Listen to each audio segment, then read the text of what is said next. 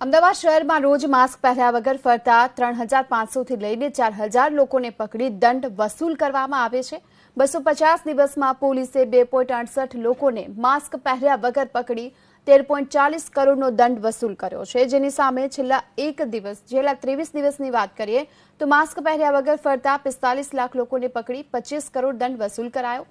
આ સાથે 13 ડિસેમ્બર સુધીમાં શહેર પોલીસે માસ્ક પહેર્યા વગર ફરતા 3,13,983 લોકોને પકડી પાડ્યા અને તેમની પાસેથી 18,41,00,000નો દંડ વસૂલ કર્યો છે। આ સાથે જાહેરનામા અને કર્ફ્યુ ભંગ બદલ આજ દિન સુધીમાં 35,745 કેસ કરી 44,667 લોકોને પકડી પાડવામાં આવ્યા અને એક જ દિવસમાં પોલીસે જાહેરનામા ભંગના પણ 330 કેસ કર્યા છે અને 343 લોકોને પકડી પાડ્યા।